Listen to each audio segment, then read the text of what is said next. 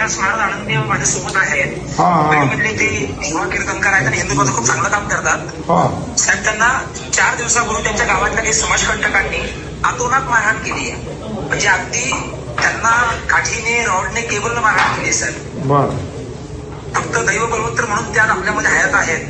नाही, अरे बाबा, पांडुरंगाची कृपा आहे, त्यांच्यावर आशीर्वाद आहे. आणि मी SP आणि त्या पोलिसांना सांगतो त्यांना तात्काळ अटक करायला, आणि जे गुन्हेगार आहेत त्यांना ताबडतोब अटक करायला लावतो. हे चुकीच्या पद्धतीने जे झालेलं आहे हे बिलकुल कोणी असले त्याला सोडणार नाही. बिलकुल त्यांना एक कडक कारवाई करायला लावतो.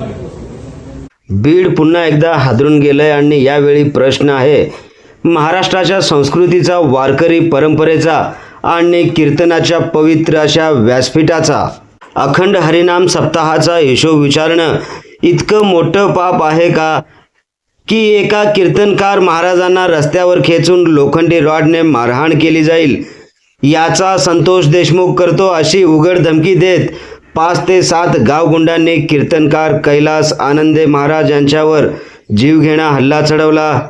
लोखंडी रॉड, वायर, केबल आणि लाकडी दांडके, ज्या हातात टाळ मृदुंग असायला हवे होते त्या हातावर रक्ताचे डाग उमटले गेले. सगळ्यात धक्कादायक हा संपूर्ण प्रकार CCTV मध्ये कैद झालाय. मात्र एवढं सगळं होऊन देखील अद्याप त्यांच्यावरती गुन्हा दाखल होत नाही. म्हणजे यांच्या पाठीमागे कोण आहे, कोणाचं वरदहस्त आहे, ज्यामुळे त्यांच्यावर गुन्हे दाखल करायला पोलीस प्रशासन मागे सरकत आहे. मग सगळ्यात शेवटी प्रश्न असा उरतो, बीडमध्ये खरोखरच कायद्याचं राज्य आहे की गावगुंडाचं? बीडमध्ये कीर्तनकार सुरक्षित नसतील तर सामान्य माणसाचं काय? आणि या घटनेनंतर राज्याचे उपमुख्यमंत्री एकनाथ शिंदे यांनी स्वतः फोन करून कीर्तनकारांना धीर दिला. गुन्हेगारांवर कठोर कारवाईचे आश्वासन देखील यावेळेस दिले. पण फक्त फोन करून चालणार आहे का, की आता बुलंद कारवाई होणार आहे? काय आहे ही बातमी सविस्तरपणे जाणून घेण्यासाठी आपण जर पहिल्यांदाच NGTV मराठी न्यूज चॅनल पाहत असाल तर नक्की सबस्क्राईब करा. नमस्कार, मी बंदगी NGTV मराठी न्यूज चॅनलमध्ये तुम्हा सगळ्यांचं सहर्ष स्वागत करतोय. बीड जिल्ह्यातील गेवराई शहराजवळ घडलेली ही घटना सध्या संपूर्ण महाराष्ट्रात संतापाची लाट निर्माण करत आहे.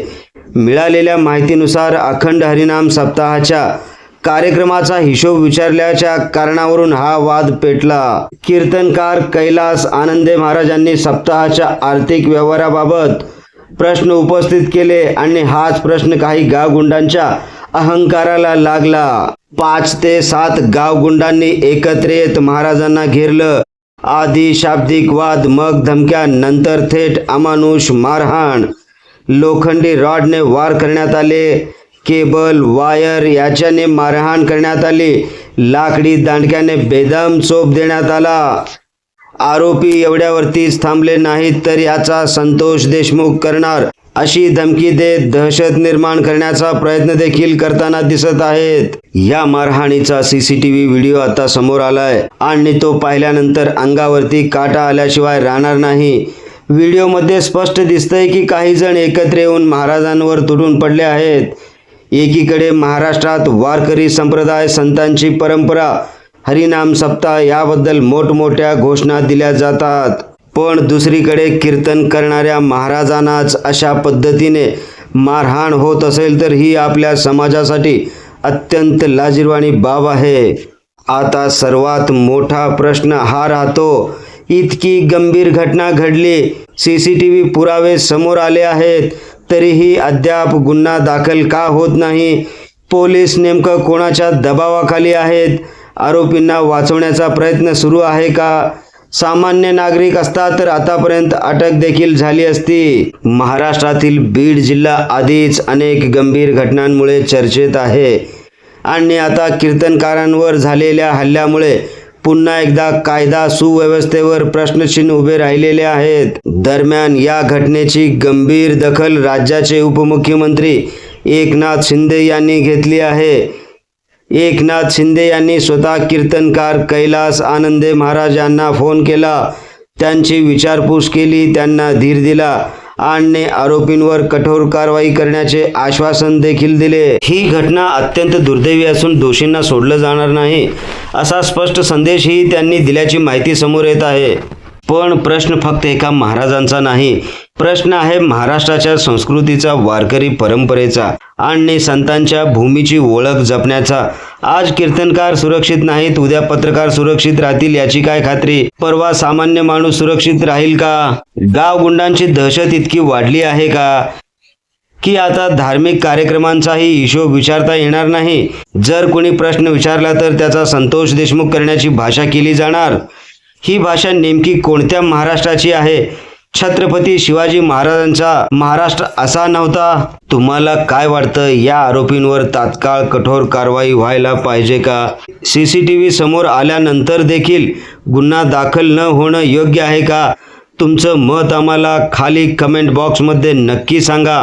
बीडमधील या धक्कादायक घटनेने संपूर्ण राज्य हादरून गेलं आहे. आता पाहणं महत्त्वाचं ठरणार आहे, पोलीस प्रशासन नेमकं किती वेगाने कारवाई करतं. कीर्तनकार कैलास आनंदे महाराजांना न्याय मिळणार का, की हा विषय काही दिवसांनी थंड होणार? या प्रकरणातील प्रत्येक अपडेट आम्ही तुम्हाला देत राहू. पाहत रहा महाराष्ट्राचा बुलंद आवाज NGTV मराठी न्यूज.